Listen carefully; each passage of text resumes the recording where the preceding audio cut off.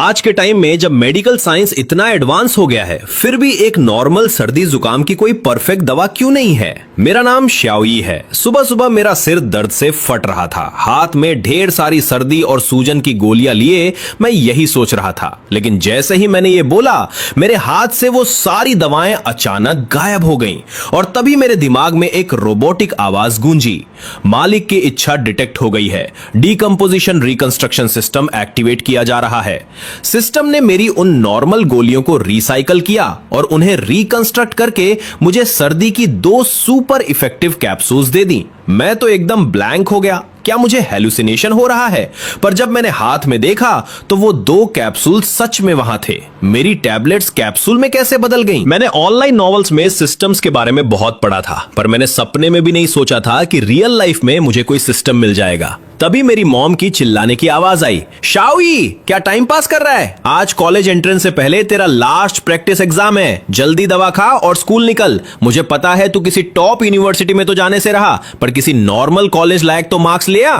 Mom का जूता उड़ने ही वाला था, तो मैंने ज्यादा नहीं सोचा। सेफ्टी के लिए दोनों गोलियां एक साथ नहीं खाई, बस एक कैप्सूल मुंह में डाला, दूसरा बैग में रखा और जैकेट पहनकर घर से भाग लिया। साइकिल पर बैठते ही मुझे फील हुआ, वेट, मेरी सर्दी गायब।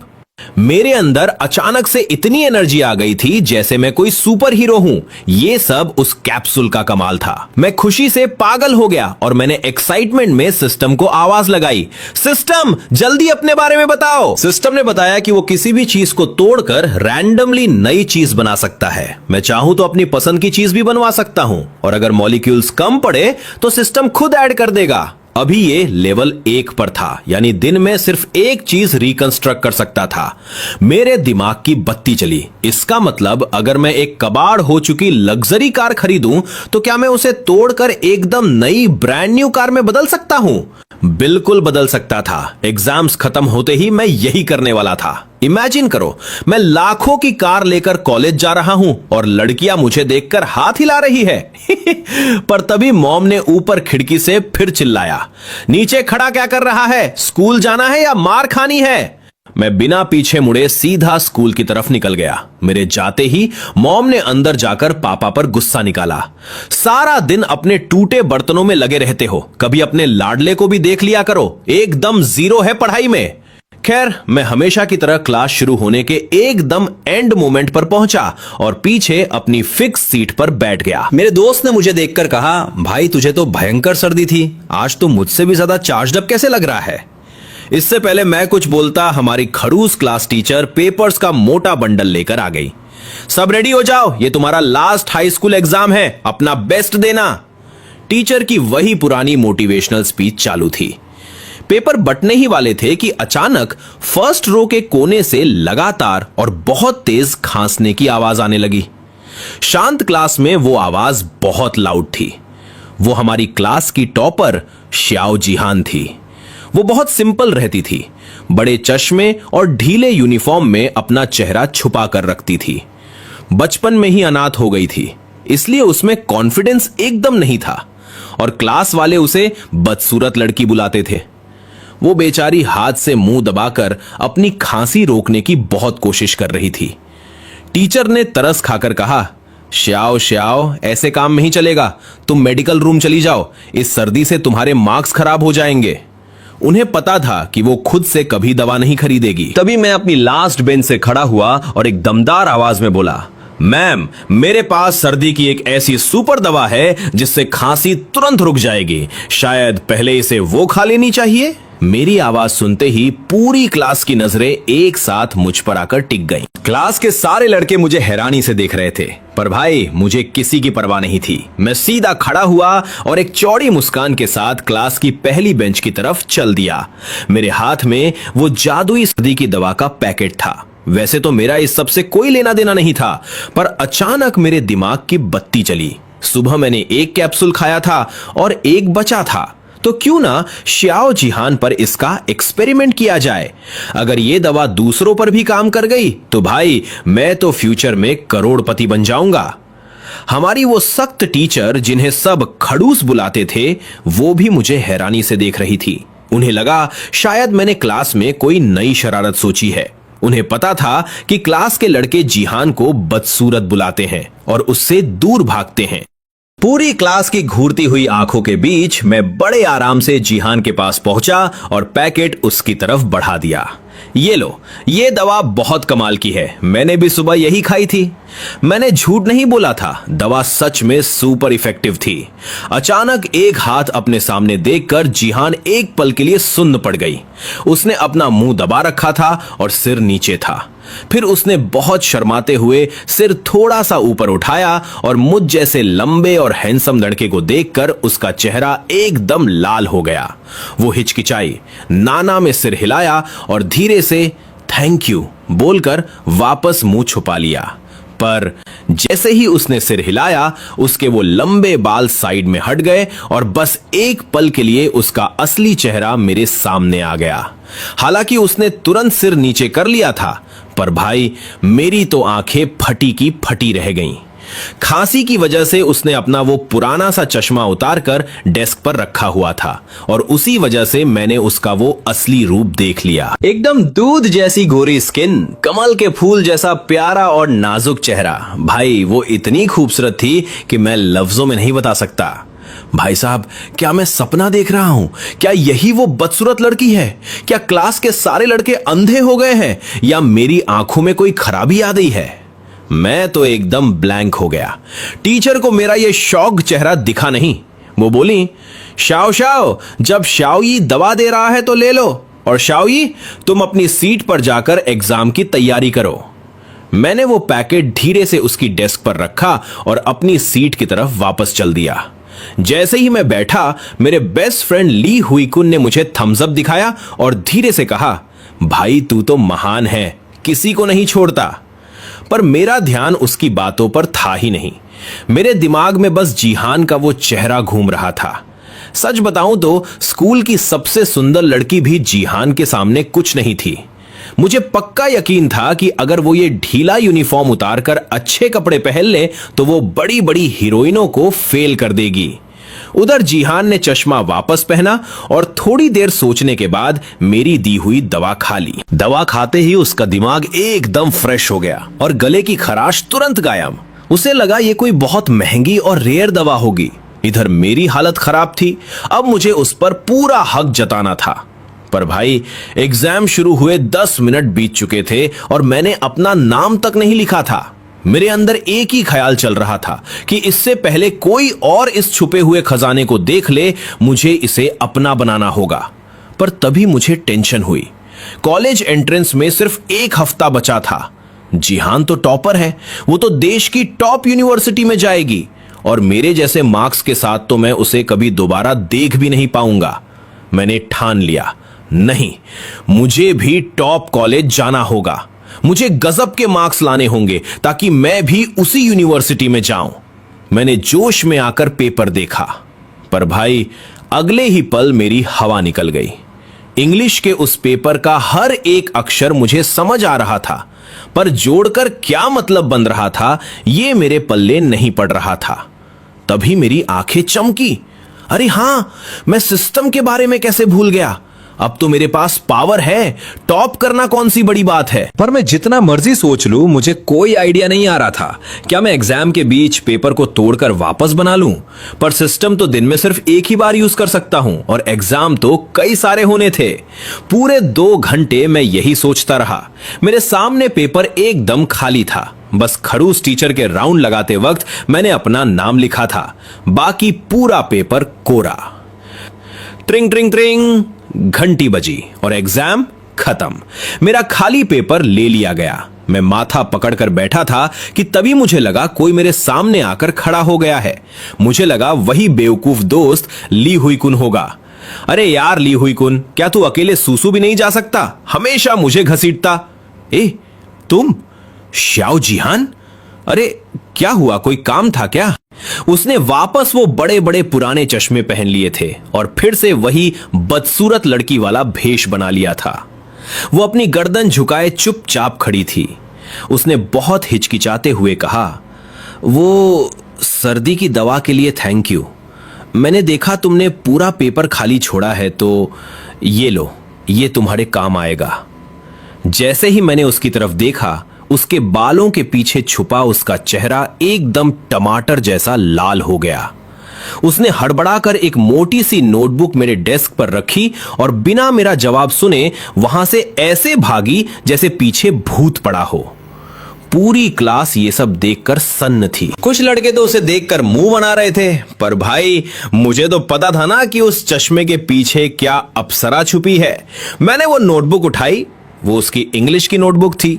उसकी हैंडराइटिंग एकदम साफ सुथरी थी, पर सच बताऊं तो मुझे उन सिंबल्स के अलावा कुछ पल्ले नहीं पड़ रहा था। पर भाई मैंने सोचा, क्या ये प्यार की पहली निशानी है? खैर, दिन का एग्जाम खत्म हुआ और मेरा रिजल्ट, भाई लाइफ का सबसे घटिया। जैसे ही छुट्टी की घंटी बजी, सब अपना बैग पैक करने लगे। मैंने बड़ी सावधानी से उस नोटबुक को अपने बैग में रखा। मेरा दोस्त ली हुई कुन ये सब देखकर अपना सिर खुजलाने लगा। वो बोला, बॉस ये क्या सीन है? तू इस चश्मिश की नोटबुक को इतना संभाल के क्यों रख रहा है? मैंने उसे झाड़ते हुए कहा, अबे ओए, अब से तेरा भाई कड़ी मेहनत करेगा। जाकर ब्रांड गोल्ड पी, वरना मैं तो टॉप यूनिवर्सिटी निकल जाऊंगा और तू यही कबाड़ में रह जाएगा।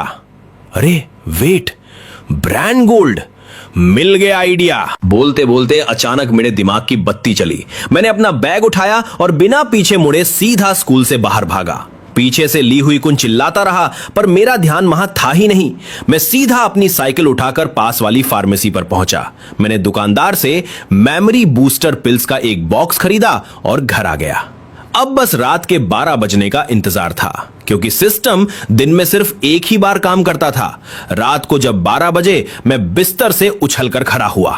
सिस्टम, इन 7 गोलियों को तोड़कर एक सुपर ब्रांड पिल बना दो। अचानक मेरे हाथ से वो गोलियां गायब हो गई और सिस्टम की आवाज आई। डीकंपोजिशन और रिकंस्ट्रक्शन शुरू। मालिक को मिलती है एक सुपर ब्रांड पिल। मेरे हाथ में एक छोटी सी नीली गोली आ गई। मैंने बिना सोचे उसे निगल लिया, पर भाई 5 मिनट हो गए, 10 मिनट हो गए, कुछ नहीं हुआ। मैंने चिढ़कर सिस्टम से पूछा तो उसने बताया कि दिमाग को ऑप्टिमाइज करने के लिए मुझे सोना पड़ेगा। अगली सुबह जब मॉम ने दरवाजा खटखटाया तो मैं उठा, पर इस बार कुछ अलग था।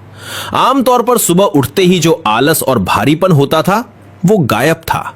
मेरा दिमाग इतना साफ और तेज महसूस हो रहा था जैसे मैं पूरी दुनिया की नॉलेज एक बार में पढ़ सकता हूं। क्या यही था उस सुपर पिल का कमाल? मां के लगातार ताने सुन सुनकर मैं अब और टेस्ट नहीं झेल पाया। जल्दी जल्दी कुछ खाया और सीधा साइकिल उठाकर स्कूल के लिए निकल पड़ा। मुझे इस तरह प्रोएक्टिव देखकर मां को भी हैरानी हो गई। वो सोच रही थी कि आज मेरे अंदर क्या आ गया है। जब मैं क्लास में पहुंचा तो वहां सेल्फ स्टडी चल रही थी। क्लास के सारे बच्चे मुझे देखकर चौंक गए। आखिर मैं तो कभी सेल्फ स्टडी में आता ही नहीं था। अचानक आज मैं आ गया तो सबकी नजरें मुझ पर टिक गईं। मैंने किसी की परवाह नहीं की, सीधा अपनी सीट पर गया, बैग से नया वाला गणित का टेक्स्ट बुक निकाला और पढ़ना शुरू कर दिया। बस कुछ ही पल बाद मेरे मुंह से अनायास निकल गया, अरे वाह, ये तो कमाल है भाई। मेरी ये अचानक वाली चीख शांत क्लास में इतनी जोर से गूंजी कि सारी नजरें एक साथ मेरी तरफ घूम गई। पर मैं तो पूरी तरह अनजान था। मेरा सारा ध्यान उस टेक्स्ट बुक पर था। वो एडवांस्ड मैथ्स जो पहले मुझे नींद आने लगती थी, अब सिर्फ एक बार पढ़ते ही बिल्कुल क्लियर हो गया था। इसलिए तो मैं हैरानी से गाली निकाल बैठा था। क्या ये सुपर ब्रेन सप्लीमेंट पिल का असर है? ये तो यकीन नहीं हो रहा। अब मेरा दिमाग प्रैक्टिकली एक सुपर कंप्यूटर बन गया था। पढ़ना मेरे लिए कॉपी पेस्ट जितना आसान हो गया था। सबसे बड़ी बात यह थी कि बचपन की क्लास की वो बातें भी मुझे धुंधले रूप में याद आने लगी, जिन पर मैंने कभी ध्यान ही नहीं दिया था। नतीजा यह हुआ कि मॉर्निंग सेल्फ स्टडी में एक अनोखा नजारा बन गया। मैं अचानक एक अच्छे स्टूडेंट में बदल गया था। लगातार किताबें पलटे जा रहा था। हालांकि मेरी पन्ने पलटने की स्पीड थोड़ी तेज थी। हर पन्ना ज्यादा से ज्यादा 10 सेकंड के लिए खुला रहता था। बेशक क्लासमेट्स को यह बिल्कुल भी नहीं लगा कि मैं सच में पढ़ रहा हूं। ट्रिंग ट्रिंग ट्रिंग, क्लास की घंटी बजते ही क्लास में हलचल शुरू हो गई। तब तक मैंने गणित की किताब रख दी थी। सारा कंटेंट मेरे दिमाग में कहीं गहराई में उतर चुका था, पर कुछ ऐसे नॉलेज पॉइंट्स थे जो किताब में नहीं थे और जिन्हें मैं पहले पूरी तरह इग्नोर कर चुका था। अभी भी ठीक से नहीं समझ आ रहा था। लेकिन ये कोई बड़ी समस्या नहीं थी, क्योंकि जिसे मैं नहीं समझ रहा था उसे कोई ना कोई तो जरूर समझता होगा। इसलिए अगले ही पल पूरी क्लास की हैरान नजरों के बीच मैं सीधा फर्स्ट रो में श्याओ जिहान के पास चला गया। अपने गणित के नोट्स दे दो।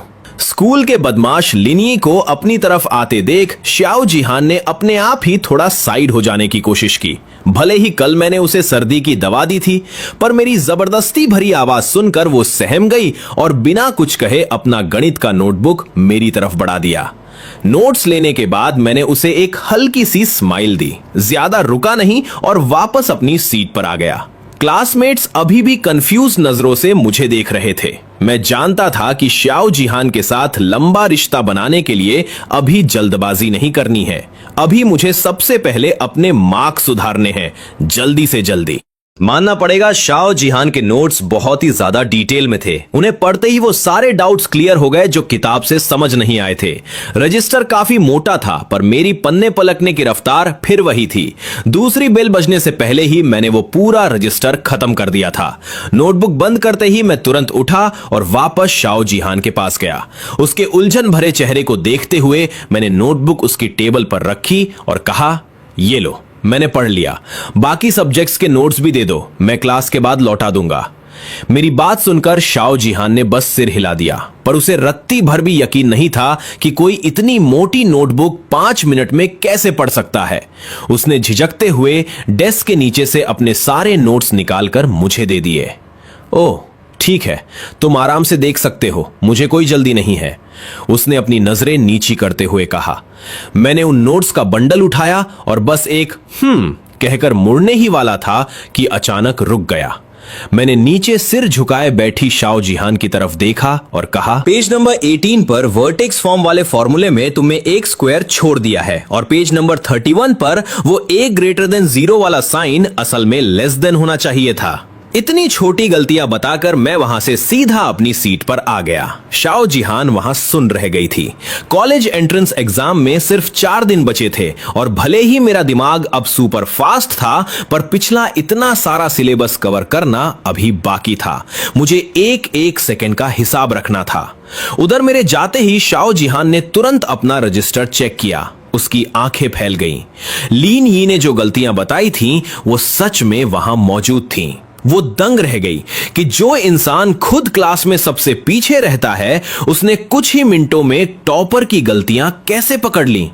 क्या हुआ श्याओ जिहान? लीन यी क्या कह रहा था? उसकी पार्टनर वांग लिंगलिंग ने हैरानी से पूछा।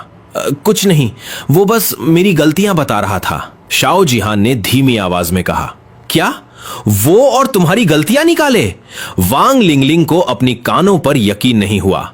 ये तो ऐसा था जैसे कोई नौसिखिया उस्ताद को सिखा रहा हो, पर वो जानती थी कि श्याओ जिहान झूठ नहीं बोलती।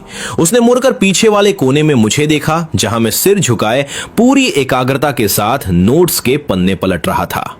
वांग लिंगलिंग के दिमाग में बस एक ही सवाल घूम रहा था, क्या ये सच में पढ़ाई कर रहा है या कोई चमत्कार हो गया है? जैसे ही क्लास की बेल बजी, हमारी होमरूम टीचर, जिन्हें सब एक्सटिंक्शन शिताई कहते थे, हाथ में टेस्ट पेपर्स का बंडल लेकर क्लास में घुसी। उनके आते ही पूरे कमरे में ऐसा सन्नाटा छा गया कि सुई गिरने की आवाज भी सुनाई दे जाए। पर उस खामोशी के बीच एक अजीब सी आवाज आ रही थी, सर सर सर। सबकी नजरें क्लास की आखिरी बेंच पर टिकी थीं, जहां मैं बैठा था। मैं नोट्स के पन्ने इतनी तेजी से पलट रहा था कि मुझे टीचर के आने का पता ही नहीं चला। शिताई ने मुझे देखा और उनकी भौहें तन गईं। शायद उन्होंने सोचा कि 4 दिन बाद तो स्कूल खत्म ही होने वाला है, इसलिए उन्होंने मुझे सबके सामने बेइज्जत नहीं किया। पर उन्हें मेरा ये एटीट्यूड पसंद नहीं आया। ऊपर से मैंने कल वाले टेस्ट में खाली पेपर जमा किया था, जिससे मेरा स्कोर 0 था। उन्होंने कड़क आवाज में कहा, लेनिए इधर आओ और ये टेस्ट पेपर्स बांटो। लेकिन भाई मैं तो अपनी ही धुन में था। मैंने उन्हें पूरी तरह इग्नोर कर दिया। पूरी क्लास में कानाफूसी शुरू हो गई। मेरा दोस्त ली हुई चुन तो मुझे छुपकर अंगूठा दिखा रहा था, जैसे कह रहा हो, भाई तू तो असली जिगर वाला निकला, शिताई से सीधा पंगा। शिताई का पारा 7वें आसमान पर पहुंच गया। उन्होंने धड़ाक से पेपर्स मेज पर पटके और शेरनी की तरह दहाड़ी, लेनी खड़े हो जाओ। उनकी इस लायन रोर से मैं बुरी तरह चौंक गया। मैंने ऊपर देखा तो शिताई का चेहरा गुस्से से लाल था। मुझे समझ नहीं आया कि मैंने क्या किया। मैं तो सोच रहा था कि कौन बेवकूफ है जो इन्हें उकसा रहा है, पर जब पूरी क्लास को मेरी तरफ देखते पाया तो समझ आया कि आज मेरी शामत आई है। शिताई ने इंग्लिश में मुझे डांटना शुरू कर दिया कि अब तो पेरेंट्स को बुलाना ही पड़ेगा। पहले मुझे उनकी इंग्लिश चिड़िया की भाषा लगती थी, पर आज पिल के असर से मेरा दिमाग उनकी हर एक ग्रामर मिस्टेक को पकड़ रहा था। मुझसे रहा नहीं गया और मैंने भी सहज भाव से फर्राटेदार इंग्लिश में जवाब दिया, टीचर आखिर बात क्या है? मैं यहां मेहनत से पढ़ रहा हूं, कोई गड़बड़ तो नहीं कर रहा। जैसे ही मेरे मुंह से वो फ्लुएंट इंग्लिश निकली, क्लास में सन्नाटा दुगना हो गया। सबको लगा कि क्या ये वही लीनी है जो हमेशा क्लास में लास्ट आता था। शिताई भी हक्की बक्की रह गई। जब उन्होंने फिर से मुझे इंग्लिश में डांटने की कोशिश की तो मैंने बीच में ही टोकते हुए उनकी गलती सुधार दी। मैम, आपके सेंटेंस में थोड़ी गलती है, इसे ऐसे बोला जाना चाहिए। शिताई की बोलती बंद हो गई। उन्होंने इंग्लिश छोड़कर चाइनीज में पूछा, क्या तुमने अभी मुझसे इंग्लिश में बात की? पूरी क्लास मुझे ऐसे देख रही थी जैसे मैं कोई दूसरे ग्रह का प्राणी हूं। मेरा दोस्त ली तो अपना सिर पकड़कर बैठ गया। उसे लगा कि मैंने उसे धोखा दिया है। हम दोनों ने साथ मिलकर कसम खाई थी कि हम कभी विदेशी भाषा नहीं सीखेंगे, पर यहां तो मैं लेवल 8 की इंग्लिश बोल रहा था। शिताई ने खुद को संभाला और मेरा वो खाली टेस्ट पेपर निकालकर टेबल पर रखा। उन्होंने चुनौती देते हुए कहा, ठीक है, अगर तू इतना ही होशियार है तो ये पेपर अभी मेरे सामने दोबारा सॉल्व कर। मुझे लगा कि ये मेरा पढ़ने का कीमती वक्त बर्बाद कर रही है, पर चारा क्या था। मैं स्टेज की तरफ बढ़ा। वक्त बचाने के चक्कर में मैं अपनी सीट पर वापस नहीं गया। जैसे ही मैं स्टेज के पास पहुंचा, पास में ही शाओ जिहान बैठी थी। मैंने बिना कुछ सोचे उसके हाथ से उसका पेन झपट लिया और कहा, जरा उधार देना। शाओ जिहान तो जैसे पत्थर की बन गई। वो अपने पेन को मेरी उंगलियों में और फिर मेरे मुंह में दबे हुए उसके ढक्कन को देख रही थी। उसे इस बात का दुख नहीं था कि मैंने पेन लिया, बल्कि इस बात का था कि मैंने पेन के ढक्कन को दांतों से दबा लिया था। मैंने बिना वक्त गवाए उसकी डेस्क पर ही झुककर धड़ाधड़ आंसर लिखने शुरू कर दिए। पिल का जादू अब पेपर पर उतरने वाला था। क्लासरूम में उस वक्त अजीब सी शांति थी। बस कागजों पर पेन चलने की खुरच खुरच सुनाई दे रही थी। तभी खट, मैंने पेन मेज पर रखा और एक लंबी सांस ली। चेहरे पर एक संतोष भरी मुस्कान थी। मैंने वो टेस्ट पेपर हवा में लहराया और अपनी शौक में डूबी टीचर की तरफ बढ़ाते हुए कहा, लीजिए ओल्ड टीचर, मेरा काम हो गया। मैम ने जैसे ही पेपर हाथ में लिया, उन्हें अपनी आंखों पर यकीन नहीं हुआ। सिर्फ 5 मिनट! इस स्पीड से तो वो खुद भी पेपर सॉल्व नहीं कर पाती। उन्हें लगा होगा कि शायद मैंने कुछ भी लिख दिया है, पर जैसे जैसे उनकी नजरें आंसर पर पड़ी, उनके पसीने छूटने लगे। एक एक जवाब बिल्कुल सही था। और तो और आखिरी इंग्लिश ऐसे इतना लाजवाब था कि उसे किसी मॉडल बुक में छापा जा सकता था। मैंने आराम से पेन का ढक्कन अपने मुंह से निकाला, उसे बंद किया और पास ही बैठी शाओ जिहान की तरफ बढ़ाया। वो बेचारी शर्म से लाल हो चुकी थी। मैंने कहा, शुक्रिया, तुम्हारा पेन काफी लकी है। उसने बहुत ही धीमी और प्यारी आवाज में कहा, नहीं, शुक्रिया की कोई बात नहीं। उसकी आवाज सुनकर मुझे अपने दोस्त ली हुई चुन पर गुस्सा आया। वो इसे बदसूरत बत्तख कहता था। भाई, ऐसी आवाज तो किसी परी की ही हो सकती है। मैम ने मुझे राहत भरी नजरों से देखा और क्लास शुरू की। उन्होंने शाओ जिहान से कहा कि मेरा ऐसे ब्लैक बोर्ड पर लिखे ताकि सब उसे देख सकें। पूरी क्लास में अब भी टीचर पढ़ा रही थी, पर पीछे कोने में मैं फिर से अपनी किताबों के पन्ने सर सर पलटने लगा था। पर इस बार टीचर ने मुझे टोका नहीं, बल्कि उनके चेहरे पर एक अजीब सा गर्व था। बेल बजते ही मैम ने मुझे ऑफिस में बुलाया। ऑफिस पहुंचते ही उन्होंने मुझसे सीधा सवाल किया, लिनी, सच सच बताओ, तुम्हारी इंग्लिश इतनी बेहतर कैसे हो गई? तुम तो मुझसे भी अच्छी इंग्लिश बोल रहे हो। मैंने मुस्कुराकर मजाक में कहा, मैम, ये आपकी मेहनत है और थोड़ा मेरा सुपर दिमाग। मेरी मेमोरी अब इतनी तेज है कि मैं चाहकर भी कुछ नहीं भूल पाता।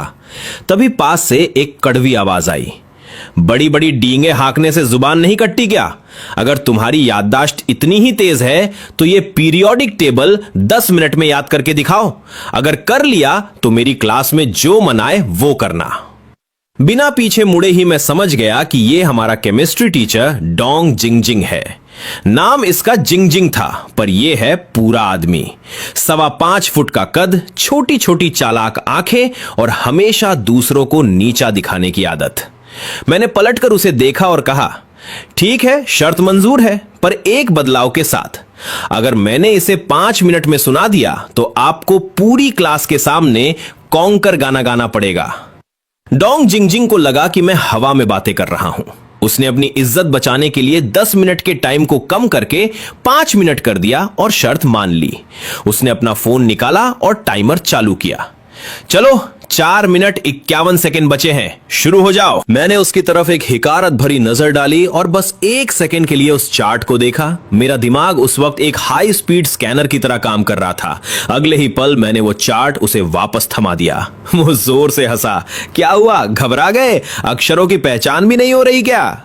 मैंने शांति से कहा, टीचर डोंग, जल्दी मत कीजिए, टाइमर देखिए और अब मेरा सुनना शुरू कीजिए। इससे पहले कि वो कुछ और बोल पाता, मेरी आवाज पूरे ऑफिस में गूंजने लगी। Hydrogen, helium, lithium, beryllium, boron, carbon, nitrogen, oxygen, fluorine, neon. Dong Jingjing का चेहरा धीरे धीरे सफेद पड़ने लगा। उसे समझ आ गया था कि उसने आज गलत इंसान से पंगा ले लिया है। 1, 5, 10 गिनती बढ़ती जा रही थी। शुरुआत में तो किसी को कुछ समझ नहीं आया, पर जैसे जैसे एक एक तत्व मेरी जुबान से गोलियों की तरह निकल रहा था, डोंग जिंगजिंग के चेहरे की हवाइयां उड़ने लगी। 2 मिनट के अंदर मैंने पूरे 118 तत्व बिना एक भी गलती के सुना दिए। वो डोंग जिंगजिंग जो मुझे हमेशा नालायक समझता था, आज बुत बना खड़ा था। उसे यकीन नहीं हो रहा था कि जिस लड़के के केमिस्ट्री में 40 नंबर आते थे, उसने एक नजर में पूरी पीरियोडिक टेबल रट ली। मैंने चुटकी लेते हुए कहा, सॉरी टीचर डोंग, पर अब मैं आपके गाने का इंतजार कर रहा हूं। उसने बहस करने की कोशिश की, पर मेरे पास कोई गलती थी ही नहीं। अपनी इज्जत बचाने के लिए वो झेपते हुए बोला, पीरियोडिक टेबल रटने से कोई कलेक्टर नहीं बन जाता। कॉलेज एंट्रेंस एग्जाम में और भी बहुत कुछ आता है। और अपना सा मुंह लेकर ऑफिस से बाहर भागने लगा।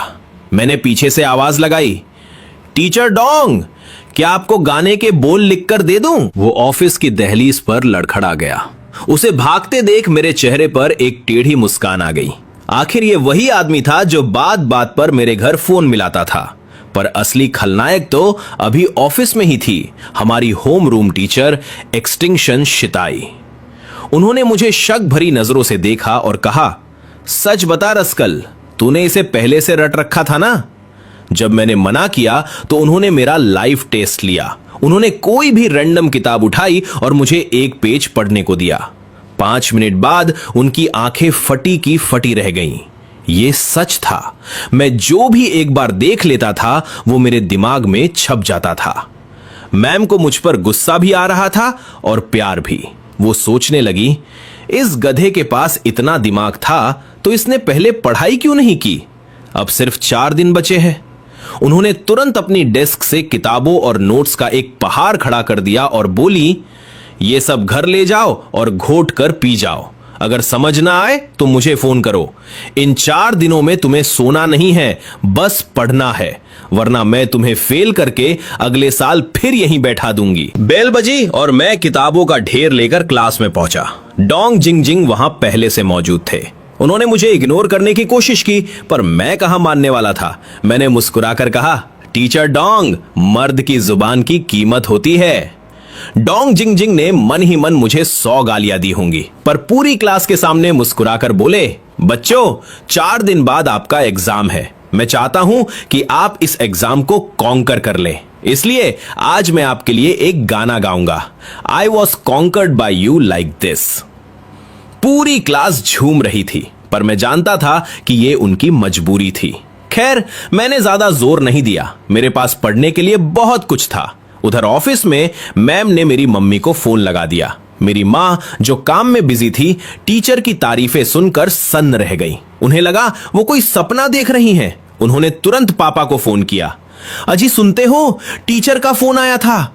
हमारा बेटा कोई कांड नहीं कर रहा, बल्कि वो तो उसकी तारीफों के पुल बांध रही थी। दिन बीत गया। मैंने एक ही दिन में हाई स्कूल का आधा सिलेबस खत्म कर लिया था। जब मैं घर पहुंचा तो मम्मी पापा अभी काम से नहीं लौटे थे। मैंने सोचा चलो आज उनके लिए खाना मैं ही बनाता हूं। जैसे ही मैंने किताबें कॉफी टेबल पर रखी, मेरी नजर वहां रखे एक छोटे से बक्से पर पड़ी। उसमें मिट्टी और चीनी मिट्टी के टूटे फूटे टुकड़े भरे थे। ये मेरे पापा का शौक था। उन्हें पुरानी चीजें और प्राचीन अवशेष इकट्ठा करना पसंद था, पर पैसे की कमी की वजह से वो असली कीमती चीजें नहीं खरीद सकते थे। इसलिए वो बाजार से 2-4 रुपए में ये टूटे हुए टुकड़े ले आते थे। पहले मुझे इन चीजों में कोई दिलचस्पी नहीं थी, पर आज जैसे ही मैंने उन टुकड़ों को देखा, मेरी आंखें चमक उठी। मेरे पास डिसेंबली और रिकंस्ट्रक्शन सिस्टम था। इसका मतलब था कि मैं इन टूटे हुए टुकड़ों को जोड़कर फिर से असली और कीमती बना सकता था। मैंने मन ही मन सोचा, अरे भाई, ये तो सीधा सीधा पैसा छापने की मशीन है। टेबल पर रखे उन टूटे हुए टुकड़ों को देखते हुए मेरा दिमाग तेजी से दौड़ने लगा। क्या मैं इन बिखरे हुए हिस्सों को डीकंस्ट्रक्ट करके फिर से एक बेशकीमती एंटीक पीस बना सकता हूं? आज की दुनिया में एंटीक का कारोबार इतना गहरा है कि असली चीज मिलना करोड़ों में एक जैसा है।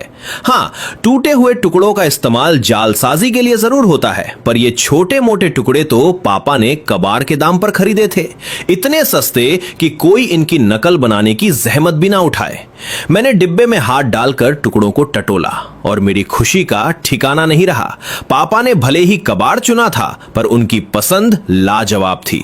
ये सारे टुकड़े एक ही काल के थे। अगर इसमें अलग अलग जमाने के टुकड़े होते तो शायद सिस्टम को पर्याप्त मॉलिक्यूल्स नहीं मिल पाते। बस अफसोस इस बात का था कि आज के दिन का डीकंस्ट्रक्शन और रिकंस्ट्रक्शन फीचर मैं पहले ही इस्तेमाल कर चुका था। अब मुझे आधी रात का इंतजार करना था। अपनी सुरक्षा के लिए मैंने वो पूरा डिब्बा उठाया और चुपके से अपने कमरे में छिपा दिया। खजाने को ठिकाने लगाने के बाद मैं गुनगुनाते हुए किचन में पहुंचा और खाना बनाने लगा। जब 4 डिश और एक सूप बनकर तैयार हो गया, तभी बाहर दरवाजा खुलने की आवाज आई। मम्मी और पापा अंदर आए, पर उनके चेहरे के हाव भाव देख मैं थोड़ा चकरा गया। अरे वाह, आप दोनों सही टाइम पर आए हैं। मैंने खाना बना दिया है। पर मम्मी, आप मुझे ऐसे क्यों देख रही हैं? मैं पहले ही साफ कर दूं, इस बार मैंने कोई कांड नहीं किया है। मैंने फौरन सफाई दी, क्योंकि जब भी मैं इतना आज्ञाकारी बनता था, उन्हें लगता था कि मैं बाहर कुछ रायता फैलाकर आया हूं। पर इस बार मामला कुछ और था। स्कूल के टीचर से बात करने के बाद शायद उन्हें यकीन नहीं हो रहा था कि ये उन्हीं का बेटा है।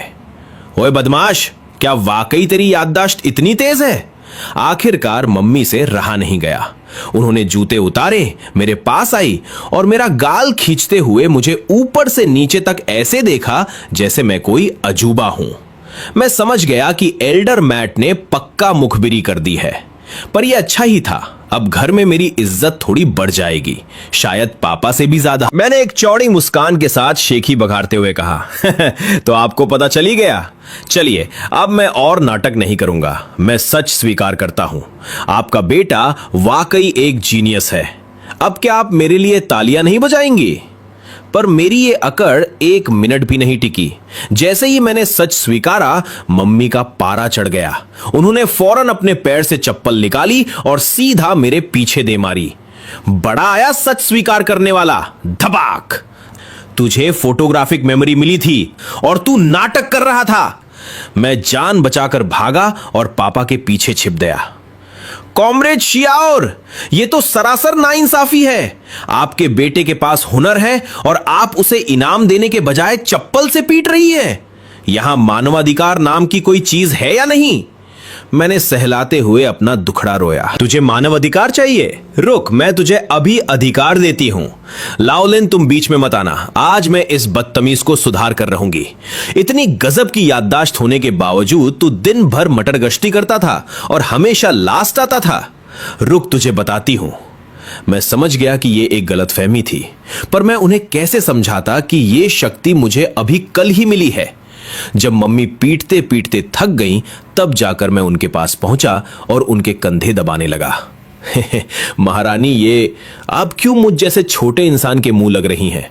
देखिए, मेरी खाल तो मोटी है, पर आप थक गईं। आपके इस सुपुत्र को आपके लिए बुरा लग रहा है ना? मम्मी ने चिढ़कर मेरा हाथ झटक दिया। ठीक है, बहुत हो गई नौटंकी, चल खाना खा। और हां, कल मैं तेरे स्कूल जाऊंगी और तेरे टीचर से बात करूंगी कि तुझे इसी क्लास में 1 साल और रोका जाए। मैं हक्का बक्का रह गया। रिपीट? पर क्यों? मम्मी ने खाना खाते हुए मुझे घूरा। क्यों मतलब? क्या तू किसी मामूली कॉलेज में जाना चाहता है? 1 साल और पढ़ेगा तो टॉप यूनिवर्सिटी में एडमिशन मिलेगा। उन्हें फिर से गुस्सा आए। इससे पहले मैंने फौरन मोर्चा संभाला। अरे महारानी, आप अपने ही जीन्स पर शक कर रही हैं। यह बुद्धि मुझे आपसे ही तो मिली है। अब मैं फिर से सच बोल रहा हूं। इस बार अगर मैं नेशनल टॉपर नहीं बना तो मेरा नाम बदल देना। आखिरकार बहुत बहस करने के बाद और पिछले साल के कुछ पेपर्स चुटकियों में सॉल्व करके दिखाने के बाद मम्मी और पापा को यकीन हुआ कि उनका बेटा झूठ नहीं बोल रहा है। जब उन्हें लगा कि मैं वाकई एक टॉप यूनिवर्सिटी में जा सकता हूं, तो मम्मी की आंखों में खुशी के आंसू आ गए और पापा ने इसी खुशी में 2 जाम एक्स्ट्रा लगा लिए। रात को जब सब सोने चले गए तो थोड़े से नशे में धुत पापा को अंदाजा भी नहीं था कि उनकी टूटी हुई चीनी मिट्टी का कीमती डिब्बा गायब हो चुका है।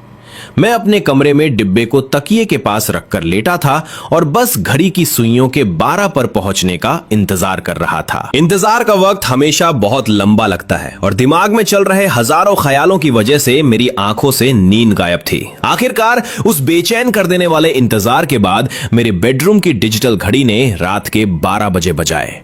घड़ी की सुइयां देखते ही मैं बिजली की फुर्ती से बिस्तर पर उठ बैठा और फौरन वो कागज का डिब्बा अपनी गोद में रख लिया। कोई रिस्क ना रहे, इसलिए मैंने मुट्ठी भर चीनी मिट्टी के टुकड़े उठाए और उन्हें अपनी हथेली में जोर से भींच लिया। मैंने एक गहरी सांस ली और अपने दिल में सिस्टम को पुकारा। सिस्टम, इन टुकड़ों को डीकंस्ट्रक्ट करो और इन्हें जोड़कर एक असली एंटीक बना दो। वूहू! जैसे ही ये ख्याल मेरे दिमाग में आया, मेरी हथेली में मौजूद टुकड़ों का बोझ अचानक हल्का हो गया और दिमाग में एक मशीनी आवाज गूंजी। मालिक से चीनी मिट्टी के टुकड़े प्राप्त हुए, सिस्टम ने उन्हें डीकंपोज कर दिया है। मॉलिक्यूल्स की स्क्रीनिंग और सुधार पूरा हुआ, रिकंस्ट्रक्शन जारी है। मालिक को युआन राजवंश का एक ब्लू एंड व्हाइट पीनी पैटर्न स्टेम कप प्राप्त हुआ है। जैसे ही आवाज शांत हुई, मुझे अपनी खाली हथेली में किसी चीज का एहसास हुआ। मैंने अपनी पकड़ मजबूत की और जब हाथ खोलकर देखा तो वहां एक खूबसूरत छोटा सा प्याला चमक रहा था। यह प्याला बहुत बड़ा नहीं था, लगभग मेरी आधी हथेली के बराबर, जिसकी ऊंचाई कोई 10 सेंटीमीटर रही होगी। इसका डिजाइन किसी मॉडर्न वाइन ग्लास जैसा था, पर ऊपर का हिस्सा कटोरे जैसा और नीचे एक स्टैंड लगा था। सच कहूं तो मेरी अनाड़ी आंखों को यह कुछ खास नहीं लगा, पर मुझे इतना पता था कि यह मामूली चीज नहीं है। सिस्टम वाकई कमाल है। इसने कचरे से असली एंटीक बना दिया। अब कल स्कूल के बाद मैं सीधा एंटीक मार्केट जाऊंगा और अपनी कमाई की पहली बड़ी किश्त हासिल करूंगा। पूरी रात जागने के बाद मैं थक तो गया था, पर उस प्याले को देखकर मेरी नींद उड़ चुकी थी। मैंने उसे अपनी मेज पर रखा और फौरन कंप्यूटर ऑन किया। मम्मी ने मेरा फोन छीन रखा था, इसलिए यही एक रास्ता था। मैंने सर्च बार में टाइप किया yuan dynasty blue and white peony pattern stem cup. जैसे ही सर्च बटन दबाया, मेरी आंखें फटी की फटी रह गई। धक तेरी की, इस छोटी सी चीज की इतनी कीमत! सर्च रिजल्ट्स के मुताबिक अगर यह प्याला असली था तो इसकी कीमत कम से कम 20 लाख थी। शंघाई की एक नीलामी में तो ऐसा ही एक प्याला 27 लाख में बिका था। किसने सोचा था कि मेरी पहली कमाई ही मुझे फाइनेंशियली फ्री कर देगी? 20 लाख! मेरे पापा की पूरी जिंदगी की कमाई भी शायद इतनी ना हो। जोश में आकर मेरा मन किया कि मैं उस प्याले को चूम लूं। अपनी इस दौलत को सुरक्षित रखने के लिए मैंने टॉयलेट पेपर का पूरा रोल उस पर लपेट दिया और ऊपर से ढेर सारा टेप मार दिया। अब वो किसी सफेद मोमो या डंपलिंग जैसा दिख रहा था। अब ये बिल्कुल सेफ है। अगर गिर भी जाए तो मेरा खजाना नहीं टूटेगा। मैंने उसे संभाल कर अपने बैग में रखा और अमीर होने के सपने देखते हुए सो गया। अगली सुबह उठते ही मैंने सबसे पहले अपने बैग में उस सफेद डंपलिंग को चेक किया। जब तसल्ली हो गई तो मैं अपनी साइकिल लेकर खुशी खुशी स्कूल की तरफ निकला। मैं खुद को बार बार समझा रहा था, शांत लिनिये, शांत, अब तू सिस्टम वाला बंदा है, इतने से पैसों पर इतना एक्साइटेड नहीं होते, शांत। तभी अचानक पीछे से एक जोरदार हॉर्न की आवाज आई जिसने मुझे हिलाकर रख दिया। पा पा पा। मैंने मुड़कर देखा कि सड़क के किनारे होने के बावजूद पीछे वाली गाड़ी का ड्राइवर पागल हुआ जा रहा था। एक पुरानी काली पोर्श केएन मेरे पीछे खड़ी थी। गाड़ी का शीशा नीचे हुआ और एक चिपचिपे बालों वाला घमंडी अधेड़ उम्र का आदमी मुझ पर चिल्लाया, ओए साइकिल वाले लड़के, क्या ये सड़क तेरे बाप की है? सुनाई नहीं दे रहा कि पीछे गाड़ी आ रही है? हट साइड में। अगर मेरी गाड़ी पर एक खरोच भी आई तो तुझे बेचकर भी उसकी भरपाई नहीं होगी। उसकी बदतमीजी देख मेरी भवें तन गई। ये संजी था जो हमारी ही कॉलोनी में रहता था। उसकी बीवी लियू मेई मेरी मम्मी की सहकर्मी थी और दोनों में जरा भी नहीं बनती थी। सुना था कि ये किसी कंपनी में ऊंचे पद पर पहुंच गया है, तब से इसके पैर जमीन पर नहीं पड़ते। जैसे ही उसने मेरा चेहरा देखा वो थोड़ा चौंका और फिर उसी अकड़ में बोला, ओ तो ये लिन परिवार का लड़का है। क्यों बे, सुना है तेरे ग्रेड्स बहुत खराब है। एग्जाम के बाद क्या करने का इरादा है? कहीं मजदूरी? अगर काम चाहिए तो मेरी कंपनी में आ जाना। दूसरों को मैं 1500 देता हूं, तुझे 1800 दे दूंगा। क्या कहता है? मुझे उसकी बात सुनकर हंसी आ रही थी। जिस बंदे के बैग में 25 to 30 लाख का कीमती एंटीक रखा हो, उसे ये आदमी 1800 रुपए की नौकरी का लालच दे रहा था। पता नहीं लियू मे को ये बात कहां से पता चली थी कि मैं अक्सर एग्जाम में आखिरी नंबर पर आता हूं। लगता था जैसे उसे अपनी ऊंची हैसियत दिखाने का बड़ा शौक था। वो अक्सर मम्मी से कहती थी, अगर लड़का पढ़ाई के लायक नहीं है तो उसे स्कूल भेजना बंद कर दो, उसका पति मेरे लिए कोई नौकरी वोकरी लगवा देगा। अपनी औलाद को डांटना एक बात होती है, लेकिन कोई दूसरा आकर उसे निकम्मा कहे, यह बिल्कुल अलग बात है। स्वाभाविक था, मम्मी को उसकी बातें बिल्कुल पसंद नहीं आती थी और अब तो हद ही हो गई। आज उसके पति ने भी मुझे देखते ही वही बात छेड़ दी।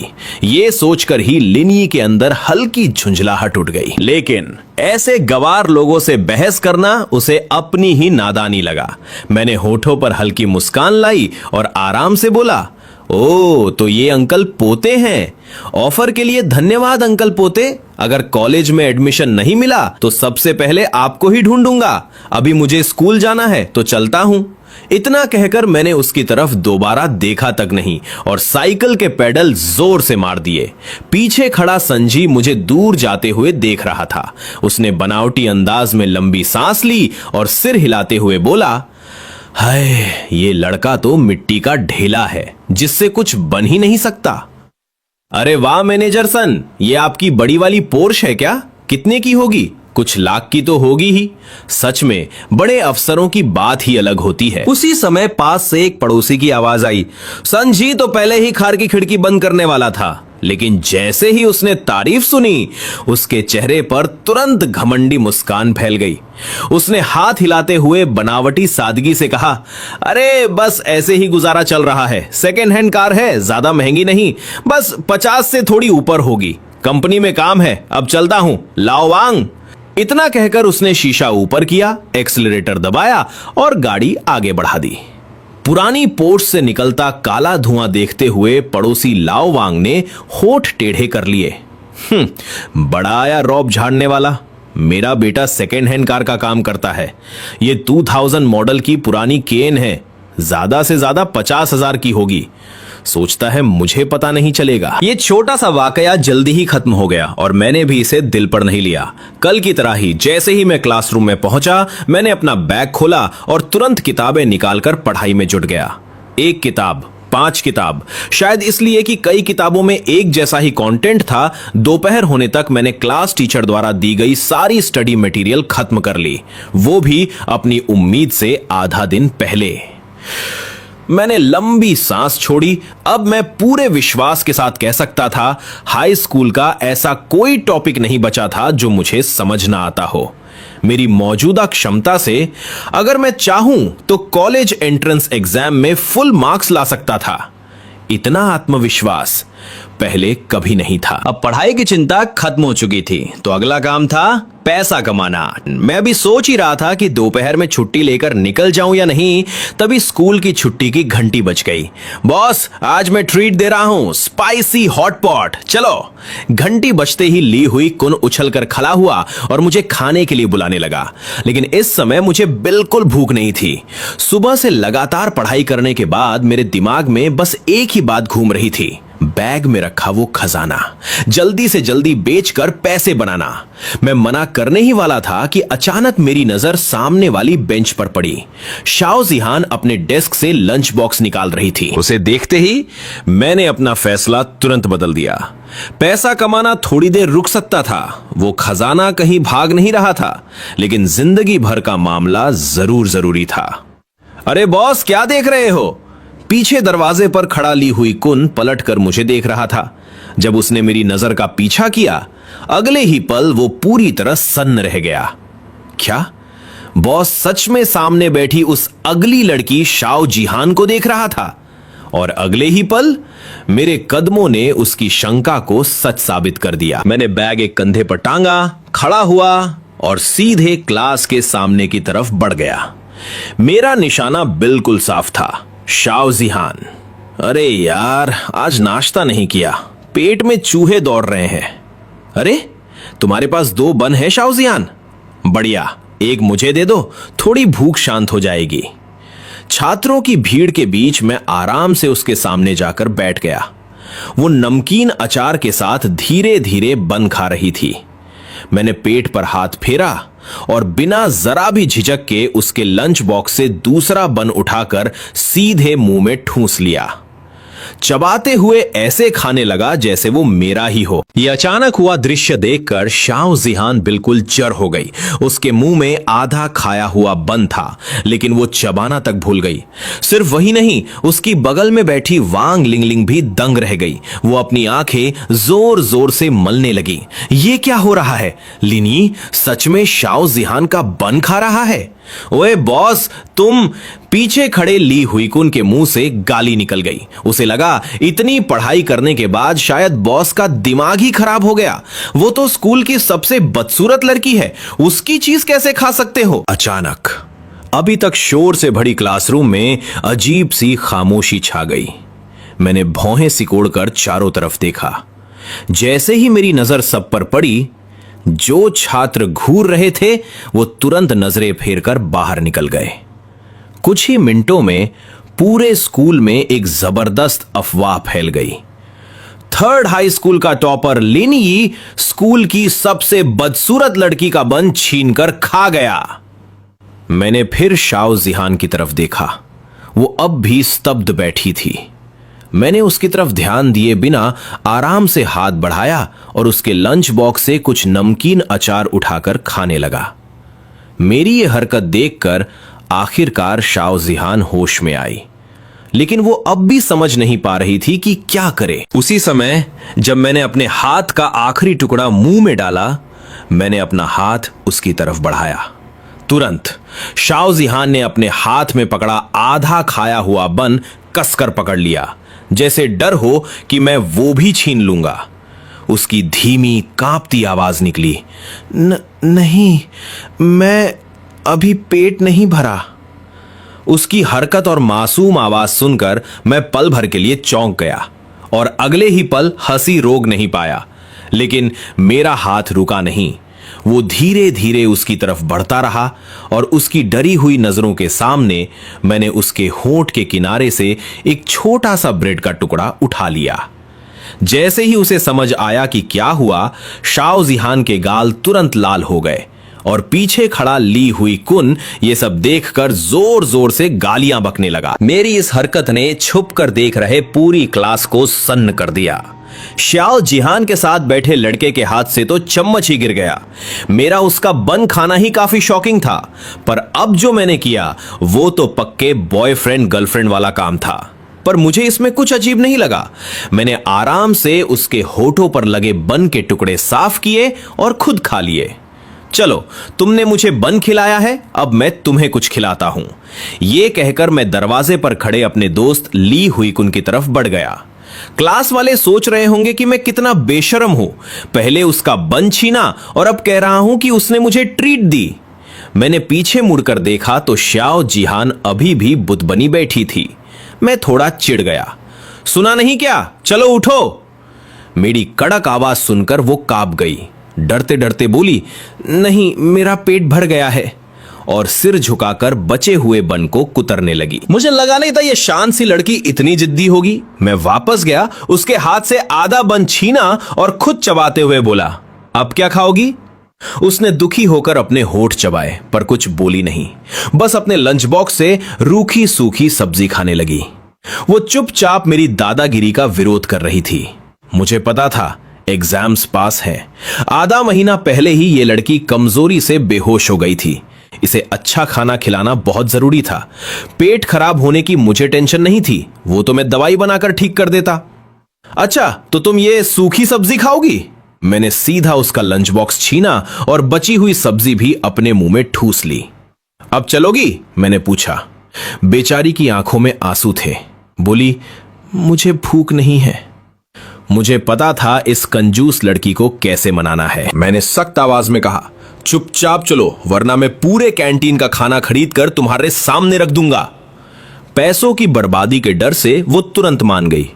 उसे उठता देख मेरे मुंह से एक डकार निकल गई। ये काम पहले भी तो कर सकती थी। मेरा पेट फुल हो गया यार, मैंने कहा। कैंटीन में सबकी हैरान नजरों के बीच मैंने उसे एक शानदार दावत दी। बाहर का खाना अनहेल्दी हो सकता था, इसलिए मैं उसे यहां लाया। मैंने खुद कुछ नहीं खाया। आखिर उसका खाना खाकर मेरा पेट जो भर चुका था। मैंने अपनी प्लेट का सारा अच्छा खाना और मीट उसकी प्लेट में डाल दिया और बहाना बनाया, आज का खाना बहुत बेकार बना है, ये तुम ही खा लो। उसका चेहरा लाल हो गया था, पर वो खाना बर्बाद नहीं कर सकती थी, इसलिए चुपचाप सिर झुकाकर खाने लगी। मेरा दोस्त ली हुई कुन, अरे वो अकेला खाने चला गया था। अपनी इस पहली डेट पर मैं उसे कबाब में हड्डी थोड़ी बनने देता। लंच खत्म हुआ।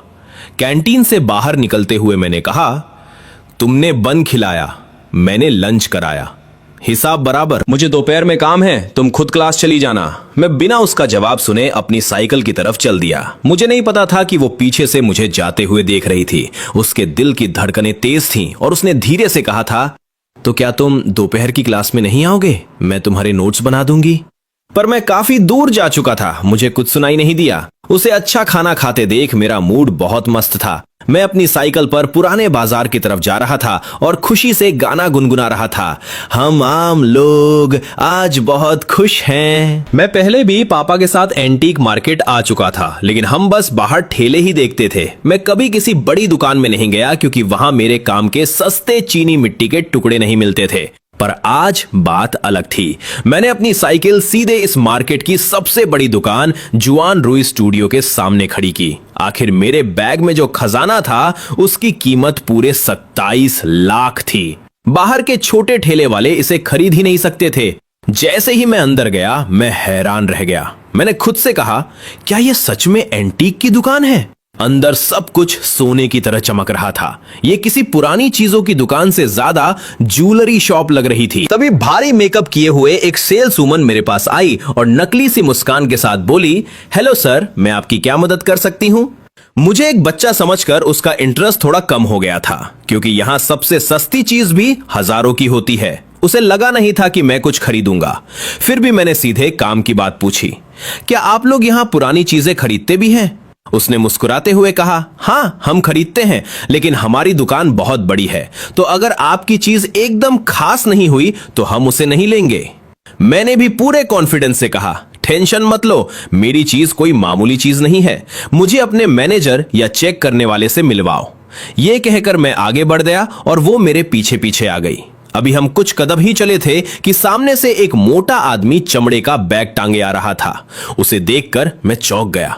क्या इत्तेफाक था। सेल्स वुमन ने उसे देखकर कहा, हेलो प्रेसिडेंट सुन, क्या आप बाहर जा रहे हैं? ये मोटा आदमी और कोई नहीं बल्कि सुनजी था, मेरी माँ की कलीग का घमंडी पति, जो मुझे आज सुबह ही मिला था। उसने एटीट्यूड में सिर हिलाया और मेरी तरफ देखा तक नहीं। मुझे लगा चलो अच्छा है इसने मुझे नहीं देखा, पर तभी वो रुका और सेल्स वुमन से कुछ कहने के लिए पीछे मुड़ा।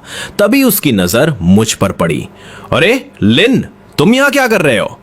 मुझे ना चाहते हुए भी उसे हेलो बोलना पड़ा। सेल्स वुमन ने हैरान होकर बताया, सर ये लड़का हमें कुछ बेचना चाहता है। ये सुनते ही सुंजी ने मेरा मजाक उड़ाते हुए कहा, क्या बेचना है? कहीं वो तुम्हारे पापा के खरीदे हुए टूटे बर्तन तो नहीं? अगर ऐसा है तो रहने दो, हम यहां वो कचरा नहीं खरीदते। उसे लगता था कि मेरे पास बेचने के लिए कुछ भी कीमती नहीं हो सकता। मैंने उसकी बकवास का कोई जवाब नहीं दिया। मैंने अपना बैग उतारा और टॉयलेट पेपर में लपेटा हुआ अपना कप बाहर निकाला। इतना सारा टॉयलेट पेपर देखकर वो जोर से हंसा। ये क्या है? ऐसे लपेटा है जैसे कोई बड़ा खजाना हो। मैंने तुम्हें सुबह ही कहा था ना, पढ़ाई में अच्छे नहीं हो तो टाइम वेस्ट मत करो, माँ बाप का पैसा बचाओ, कोई जॉब ढूंढो और गाड़ी वाड़ी खरीदो। मेरी पोर्श जैसी महंगी गाड़ी ना सही, कोई सस्ती गाड़ी तो ले ही लोगे। उसने जानबूझकर अपनी महंगी गाड़ी का नाम जोर से लिया ताकि सब सुने। मुझे समझ नहीं आ रहा था कि ऐसा इंसान मैनेजर कैसे बन गया। मैंने उसे इग्नोर किया और टॉयलेट पेपर खोल दिया। अब सबके सामने एक सुंदर सा नीले और सफेद रंग का एंटीक कप रखा था, लेकिन उस कप को देखते ही सुनजी जोर जोर से हंसने लगा। लिन, क्या खजाना लाए हो? अरे बेवकूफ, हम इस शहर की सबसे बड़ी एंटीक दुकान है। हमें बेवकूफ बनाने के लिए कुछ ढंग का तो लाते। क्या तुम बता सकते हो ये किस पुराने कप की सस्ती कॉपी है? उसे एंटीक मार्केट में काम करते हुए 10 साल हो गए थे और मेरे इस एकदम नए दिखने वाले कप को देखते ही उसने 1 सेकंड में डिक्लेयर कर दिया कि ये एक नकली और आजकल का बना हुआ कप है। अच्छा, तो तुम्हारा मतलब है कि मेरी ये चीज नकली है? सुनजी का ये ओवर कॉन्फिडेंस और एटीट्यूड देखकर मुझे इस दुकान पर तरस आ रहा था, जिसने ऐसे बेवकूफ को काम पर रखा है। माना कि मेरा कप देखने में थोड़ा नया लग रहा था, पर भाई वो सिस्टम से मिला था तो उसके नकली होने का तो कोई सवाल ही नहीं उठता था। सुनजी ने अपना ज्ञान बांटना शुरू किया। कोई भी नया बच्चा इसे देखकर बता देगा कि ये एक सस्ती कॉपी है। ये पुराने जमाने के युआन नीले सफेद कप की नकल है, पर इसमें जो फूल बना है वो असली वाले से अलग है। तुम्हें पता भी है असली युआन कप 2009 में 27 लाख में बिका था। उतने में तो मेरी पोर्श कार आ जाती है। असली युआन कप तो अनमोल होता है। हमारी इतनी बड़ी दुकान भी उसे अपने खजाने की तरह संभाल कर रखती। आसपास के लोग उसकी हाँ में हाँ मिला रहे थे और वो फुल फॉर्म में चौड़ा हो रहा था। उसे लगा मैं एक बच्चा हूं और उसकी बातें सुनकर डर जाऊंगा, पर मैं उसे इग्नोर करके एक अजीब सी नजर से देख रहा था। मैं वहां से जा भी नहीं सकता था क्योंकि मुझे अपना सामान बेचना था। अगर मैं उसकी बकवास सुनकर अभी चला जाता तो लोग सच में मेरे कप को नकली समझ लेते। मुझे टस से मस ना होता देख सुनजी चिढ़ गया। क्या अभी भी नहीं मानोगे? जाओ मास्टर वांग को बुला लाओ। दरअसल उसका अपना रटा रटाया ज्ञान खत्म हो गया था। वो एक्सपर्ट को बुलाकर खुद को सही साबित करना चाहता था। मैंने सिर हिलाया तो वो और भड़क गया। आजकल के बच्चे मानते ही नहीं। सुन लो लड़के, अगर तुम्हारी ये चीज असली निकली ना तो मैं इसे सबके सामने चबा कर खा जाऊंगा। मैं भी अब चुप नहीं रहा। अरे सुन अंकल, इसे मत खाइए, वैसे भी आपके दांत इसे चबाने लायक नहीं है। एक काम करते हैं, अगर मेरा कप असली हुआ तो आप अपनी पोर्श कार खाइएगा और अगर नकली हुआ तो मैं अपना कप खुद खा जाऊंगा। मैं सच में इस आदमी से बहुत इरिटेट हो गया था। वो चालाकी से बोला, कार खाना तो प्रैक्टिकल नहीं है, शर्तें बदलते हैं। अगर ये असली हुआ तो मैं सबके सामने अपनी कार तोड़ दूंगा, लेकिन अगर ये नकली निकला तो तुम आज से 1 हफ्ते तक मेरी दुकान में फ्री में काम करोगे। बाकी लोगों को लग रहा था कि वो मुझे सुधारने के लिए काम सिखा रहा है, पर मुझे उसकी चालाकी पता थी। 1 हफ्ते काम करने का मतलब था कि मेरे कॉलेज के एंट्रेंस एग्जाम्स छूट जाते। वो मेरी जिंदगी बर्बाद करना चाहता था, पर मुझे अपने सिस्टम पर पूरा भरोसा था। इसलिए मैंने बिना सोचे कहा, मंजूर है, सब सुन लो, बस हारने के बाद प्रेसिडेंट सुन अपनी बात से पीछे ना हट जाएं। मेरी बात सुनकर उसने छाती ठोक कर कहा कि जो अपनी बात से पलटेगा वो सबसे बड़ा डरपोक। तभी वो सेल्स वुमन एक छोटे से बुजुर्ग आदमी को लेकर वहां आई। उन्हें देखते ही सबने झुककर नमस्ते किया। वो एंटीक मार्केट के बहुत बड़े एक्सपर्ट मास्टर वांग थे। उनकी चेक की हुई चीज कभी गलत नहीं होती थी। अभी तक हवा में उड़ने वाले सुनजी की भी आवाज एकदम नरम हो गई। मास्टर वांग, ये लड़का 1 युआन कप लाया है, जरा चेक कर लीजिए। युआन कप का नाम सुनते ही मास्टर वांग की आंखें चमक उठी। क्या सच में? जल्दी दिखाओ बेटा। उनकी एक्साइटमेंट देखकर मैंने जैसे ही कप उनके हाथ में देना चाहा, उन्होंने झट से अपने हाथ पीछे कर लिए। नहीं बेटा, एंटीक चीजों को कभी ऐसे हाथ से हाथ में नहीं देते, इसे टेबल पर रख दो। मैंने हंसकर उनकी बात मानी और कप टेबल पर रख दिया। उन्होंने तुरंत अपनी जेब से सफेद ग्लव्स निकाले, उन्हें पहना और एक छोटा सा मैग्नीफाइंग ग्लास लेकर मेरे कप को बहुत ही ध्यान से चेक करने लगे। ये कप कुछ अजीब लग रहा है। जैसे ही मास्टर वांग ने कप उठाया, उन्होंने थोड़ा कंफ्यूज होकर कहा। ये सुनते ही सुनजी की खुशी का ठिकाना नहीं रहा। उसे लगा, वाह, इसका मतलब ये चीज सच में नकली है। उसने चैन की सांस ली। वो मन ही मन सोच रहा था, अगर इस लड़के का कप असली निकल जाता तो मुझे सबके सामने अपनी गाड़ी तोड़नी पड़ती। वैसे तो मेरी वो खटारा गाड़ी सिर्फ 40,000 की है और उसमें हमेशा कोई ना कोई खराबी रहती है, पर मेरी बेइज्जती तो बहुत बड़ी हो जाती ना। अब सुनजी खुश था कि उसे अपनी गाड़ी नहीं तोड़नी पड़ेगी। उसे पक्का यकीन था कि मुझ जैसे मामूली लड़के के पास इतनी महंगी एंटीक चीज हो ही नहीं सकती। पर तभी मास्टर वांग की अगली बात ने उसके होश उड़ा दिए। क्या चमत्कार है, सच में एक चमत्कार। मैंने सपने में भी नहीं सोचा था कि इतने सालों पुराना युआन कप इतने परफेक्ट कंडीशन में मिलेगा। यह तो किसी नेशनल ट्रेजर से कम नहीं है। लगभग 10 मिनट तक ध्यान से चेक करने के बाद मास्टर वांग के हाथ कांप रहे थे और उनका चेहरा खुशी से चमक रहा था। बेटा, तुम्हारी ये चीज बिल्कुल असली है। सच कहूं तो मैंने अपनी पूरी जिंदगी में इतने अच्छे से रखा हुआ युआन कप पहली बार देखा है। मुझे उनके इस जवाब से कोई हैरानी नहीं हुई, क्योंकि आखिर वो कप सिस्टम से जो मिला था। हे गाइस, मुझे पता है कि वीडियो आने में थोड़ा वक्त लग गया और वीडियो भी छोटा है, जिसके लिए मैं आपसे माफी चाहता हूं। इसके पीछे एक छोटा सा टेक्निकल रीजन है। अभी मैं फ्री एआई टूल्स यूज कर रहा हूं जिनमें क्रेडिट्स की लिमिट होती है, इसलिए वीडियो ज्यादा लंबा नहीं बन पाता। अगर आपको ये सीरीज और मेरा काम सच में अच्छा लग रहा है तो आप मुझे फाइनेंशियली सपोर्ट करने के बारे में सोच सकते हैं। आप मुझे आसानी से सपोर्ट कर सकें, इसके लिए मैंने अपनी यूपीआई डिटेल्स कॉमेंट सेक्शन में पिन कर दी है। आपके सपोर्ट से मैं एआई का प्रीमियम सब्सक्रिप्शन ले सकूंगा और आपके लिए बिना किसी देरी के लंबे और बेहतरीन वीडियोस ला सकूंगा। थैंक यू सो मच आपके प्यार और सपोर्ट के लिए।